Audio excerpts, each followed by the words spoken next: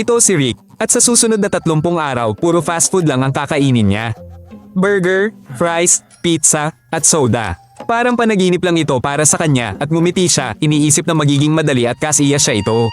Sa una, mukhang ganoon nga. Nasisiyahan siya sa mga unang araw, masarap ang pagkain, mataas ang calories at hindi niya kailangang magluto ng kahit ano.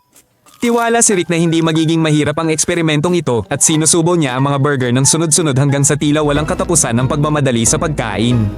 Sa pagtatapos ng linggo, nawawala ang euphoria.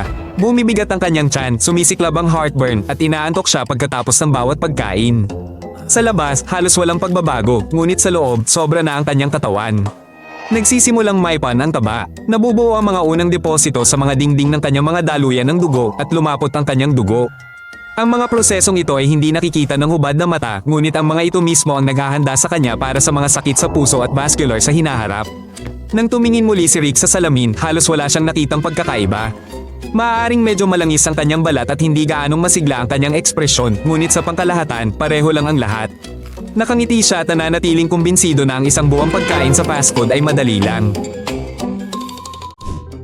Pagsapit ng ikalawang linggo, mas kapansin-pansin ang mga pagbabago. Mas lalong nagiging malangis ang kanyang balat, lumilitaw ang acne at bumababa ang kanyang mood. Binabago ng asukal at langis mula sa kanyang kinakain ang antas ng kanyang hormone at ang kanyang mukha ang unang nagpapakita ng sakit ng kanyang katawan. Mas marami ang kinakain ni Rick kaysa dati, ngunit parang matamlay siya.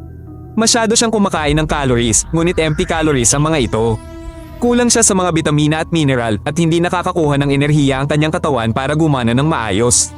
Pagkatapos uminom ng soda, tumaas ang kanyang asukal sa dugo ngunit mabilis din itong bumaba. Una, nagkaroon ng matinding enerhiya pagkatapos ay pagkapagod at antok. Nakatulog si Rick at pagkatapos ay muling inabot ang isang burger na ikinulong ang kanyang sarili sa isang mabisyo na siklo. Nagsimula na ang fatty degeneration sa loob ng kanyang atay. Nag-iipon ng taba ang mga selula at unti-unting nabibigong gumana ng maayos ang organ. Ang hindi kapansin-pansing prosesong ito ay humahantong sa malubhang sakit sa atay. Pagkatapos ng 2 linggo, ang salamin ay nagpapakita ng isang bagay na ibang-iba sa gusto ni Rick na makita. Namamaga ang kanyang mukha, natatakpan ng acne ang kanyang balat at nagsisimulang mabilog ang kanyang tiyan. Napangiwi si Rick ngunit nagpasya siyang huwag sumuko at tapusin ang eksperimento hanggang sa matapos.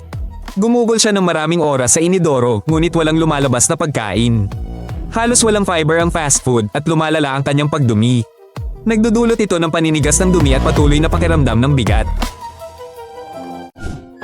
Pagsapit ng ikatlong linggo, tumaas ng 5 kilo ang kanyang timbang. Mas sumikip na ang kanyang maong, nakausli na ang kanyang tiyan. Ngayon ay naiintindihan na niya na tunay na nagbabago ang kanyang katawan at hindi nakapagpapatibay ang mga pagbabago. Ipinapakita ng mga resulta ng pagsusuri ang kakulangan sa bitamina at mineral. Malulutong ang kanyang mga kuko, nawawala na ng kinang ang kanyang buhok.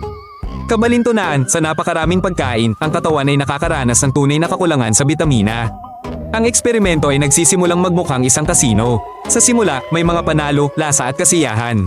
Ngayon, ang natitira na lang ay mga utang, labis na timbang, panghihina, o walang pakialam. Palaging binabawi ng katawan ang iyong utang at ginagawa ito ng may interes. Lubos na humihina ang kanyang resistensya. Sipon ang nagpaparamdam kay Rick ng ilang araw, sipon, panghihina at lagnat. Sa gabi, humihilik siya at minsan ay naantala ang kanyang paghinga. Sa umaga, nagigising si Rick na pagod na parang hindi siya nakatulog. Sinisira ng fast food kahit ang tulog kaya walang silbi ang pahinga. Sobrang natambakan ng puso. Pinasisikip ng cholesterol ang mga daluyan ng dugo at tumataas ang presyon ng dugo. Ang bawat serving ng pagkain ay naglalapit sa iyo sa atake sa puso. Pagsapit ng katapusan ng buwan, tumaas ng 10 kilo ang timbang ni Rick. Hindi na kasya ang luma niyang pantalon at halos hindi na nakabutones ang kanyang damit. Nagiging mahirap ang pag-akyat sa hagdan at napabuntong hininga si Rick pagkatapos lamang ng ilang hakbang. Kahit na naduduwal siya, inaabot pa rin ng kanyang kamay ang burger. Ang asin, asukal at taba ay bumubuo ng isang tunay na adiksayon tulad ng isang droga.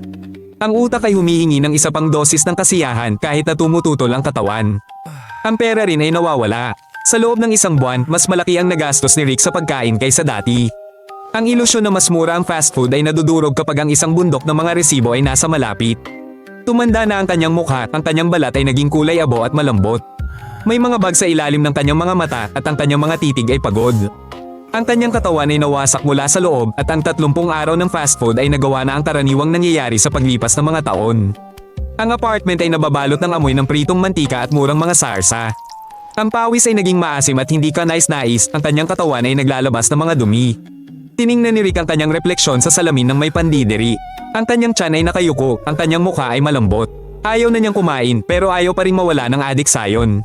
Ayon sa mga doktor, ang isang buwan lang na pagkain ng fast food ay humahantong sa mataas na cholesterol, problema sa atay at dobleng panganib ng sakit sa puso.